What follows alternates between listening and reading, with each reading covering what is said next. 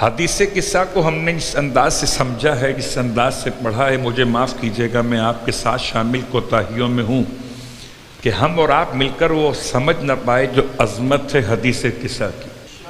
اسی لیے مجھے معاف کیجیے کہ ہم جب حدیث قصہ کی تلاوت سنتے ہیں تو سوچتے ہیں شاید ابھی مجلس شروع نہیں ہوئی، ہم اسے مجلس کے ماسوا سمجھتے ہیں، حالانکہ جس کو حدیث قصہ سمجھ میں نہ آئی اسے مجلس کیا سمجھ میں آئے گی۔ یہ بات یاد رکھیے، اس حدیث کا نام حدیث قصہ کیوں ہے؟ اصلاً یہ لفظ نکلا ہے اصحاب قصہ سے، اصحاب قصہ کی خبر کو حدیث قصہ کہتے ہیں، اور اصحاب قصہ کا مطلب پنجتن پاک علیہم الصلاۃ والسلام کی طہارت کا اعلان۔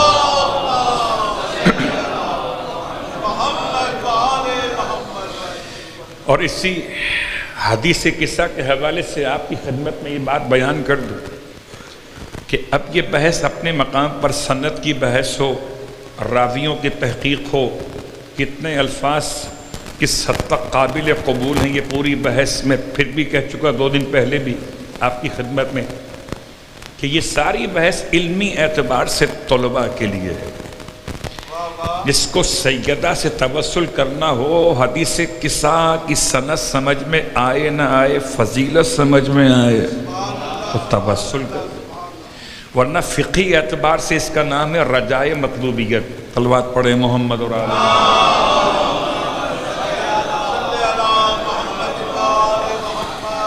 آیت اللہ بہاء الدینی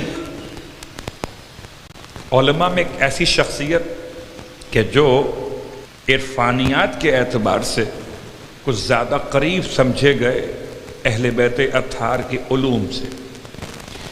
سارے علماء اعلام مراجع عظام جو آل محمد کے در کے فقیر ہیں وہ سب ہمارے سر کا تاج ہیں، جو آل محمد کے در کے فقیر ہیں وہ ہمارے سر کا تاج ہیں۔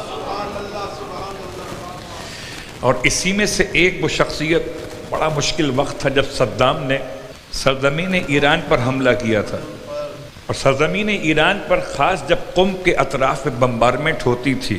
بہت غور کیجئے گا، آج کے حالات میں حدیث قصہ کو ہم ہوا میں اڑا دیتے ہیں، اس زمانے کی بات کر رہا جب صدام کا دور ہے اور صدام کی وجہ سے ایران پر بمبارمنٹ ہو رہی ہے، اور بمبارمنٹ ہوتے ہوتے قم کے اطراف میں واقعات پیش آ رہے تھے، تو لوگ اتنا پریشان تھے، مشکلات میں تھے، روتے ہوئے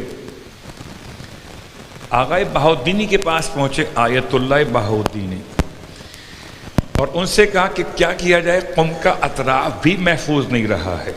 تو کہتے ہیں کہ انہوں نے تاکید فرمائی کہ حدیث قصہ کی محفل منعقد کرو۔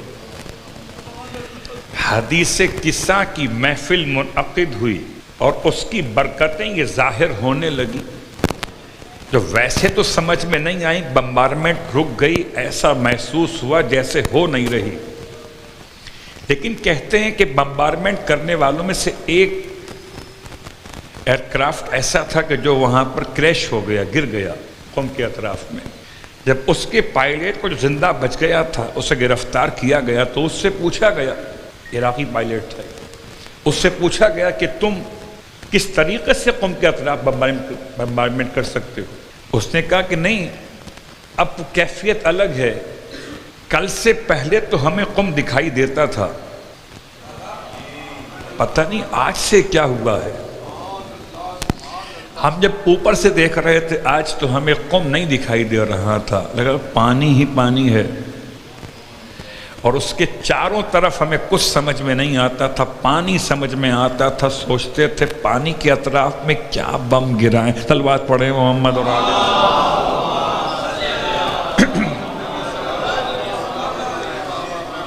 تو دیکھیے بات یہ ہے کہ میرا اور آپ کا عقیدہ کیا کہتا ہے، میرا اور آپ کا وسیلہ کیا سمجھاتا ہے۔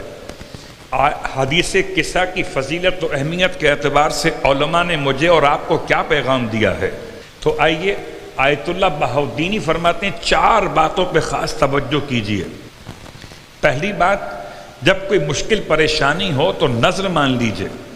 نذر کا مطلب خدا کی راہ میں قربانی پیش کرنا، گوسفند وغیرہ کی، اور اس سے مستحقین کو کھانا پہنچانے کا انتظام کرنا، یہ بڑی مؤثر کیفیت ہے اللہ اکبر، قربانی پیش کر کے انسان کہاں سے کہاں پہنچ جاتا ہے۔ تو قربانی خدا کی راہ میں پیش کرنا انسان کی مشکلات کے خاتمے کا عنوان ہے، نذر۔ دوسرا کام، کیا تمہیں چاہیے کہ صدقہ و خیرات الگ سے کرو؟ نظر الگ ہے، صدقہ و خیرات الگ ہے۔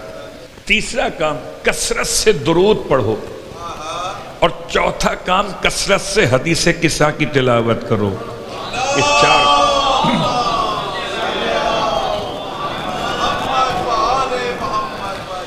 یہ چار کام، جب بات چار کی آئی تو دو باتیں آپ کی خدمت میں اور بیان کر کے اپنے عنوان پر واپس لوٹ آتا ہوں۔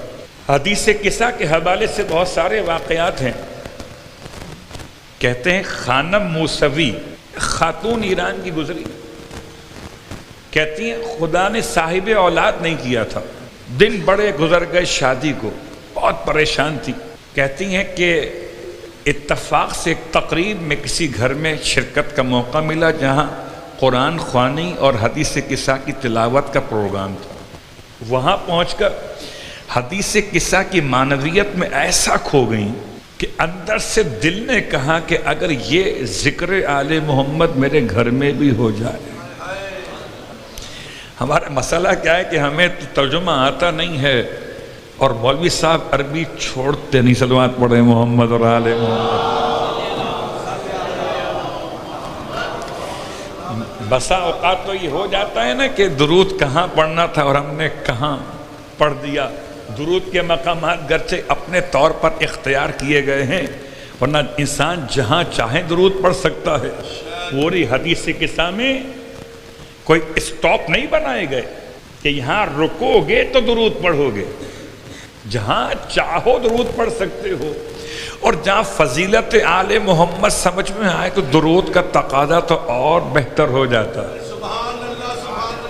تو ایسے میں خانم موسوی کہتی ہیں کہ میرے دل میں کیفیت تھی، میں نے صاحب خانہ خاتون سے التماس کی کہ اب یہ پروگرام میرے گھر میں چاہتی ہوں منعقد کیا جائے، اور 40 ہفتوں کے لیے میرا نام لکھ لیجئے۔ جب آئندہ 40 ہفتوں تک حدیث قصہ کی تقریب میرے گھر میں ہوگی۔ کہتی ہیں یہ میں نے اپنے گھر میں آغاز کیا، ابھی 5واں ہفتہ گزرانا تھا، خدا نے مجھے خوشخبری اولاد نصیب فرمایا۔ یعنی وہ آثار حمل 5 ہفتے بعد خدا کی طرف سے حدیث قصہ کی برکت سے۔ اللہ اکبر۔ تو بات اپنے مقام پر انسان سمجھے تو بہت کچھ ہے، نہ سمجھے تو کچھ بھی نہیں ہے۔ سیدہ کی چادر کا تذکرہ کرو، تمہاری عزت و آبرو خدا بڑھا دے۔